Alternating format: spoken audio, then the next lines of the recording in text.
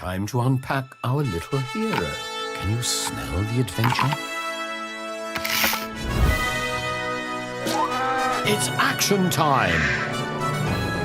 We're starting to see devs experiment with new gameplay perspectives in VR. One that I'm fond of and have always been a huge advocate for is the mini diorama. It's not first person, it's more of a third person perspective inside of a miniaturized game world. I don't know why I'm trying to describe it, you can clearly see what the gameplay looks like here. But the appeal for me is that immersion really is amazing in VR. Recently, Ghost Signal Stellaris does it superbly. Many of the problems of moving within a VR space, they vanish.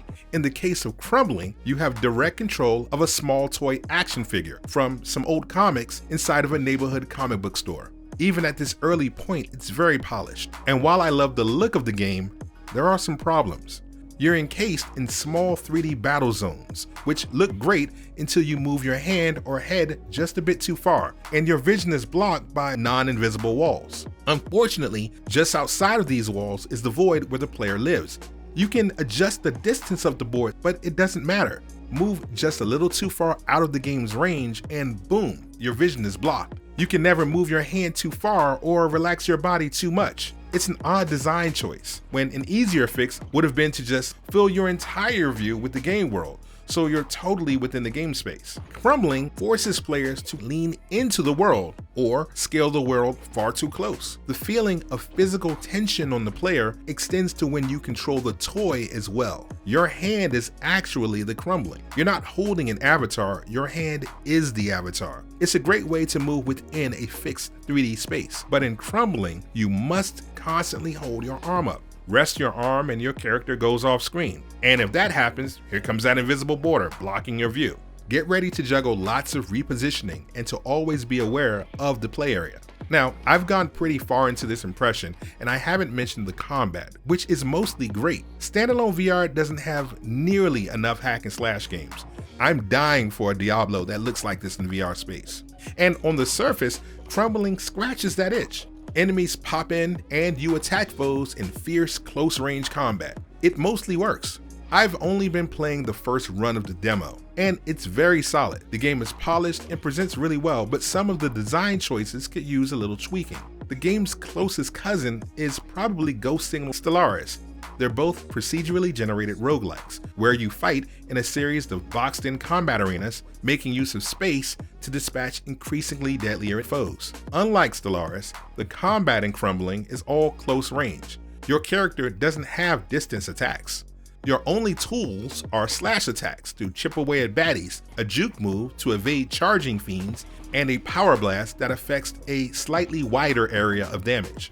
On paper, this all works, but in execution, Crumbling's challenges creep in. Battles devolve into chaos, and not always the good kind.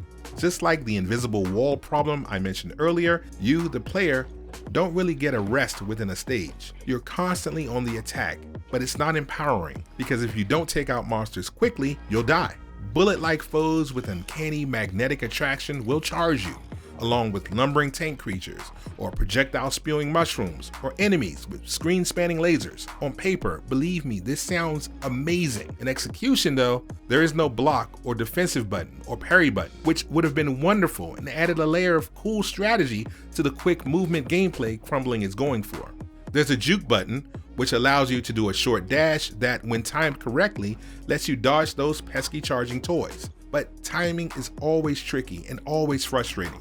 At first, it seems weird because you can move freely within the space as quickly as you want, but certain enemies can plow into you at the last moment. This forces you to rely on the juke button, or at least that's what the devs want.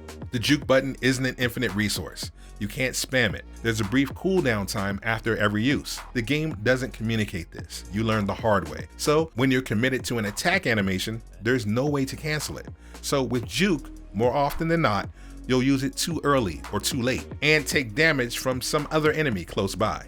To the game's credit, there's a subtle lock-on system that works really well. If you're close to an enemy, you lock to that enemy. There's no visual cue, it just works. You're always facing the right way at the right time. It's very elegant.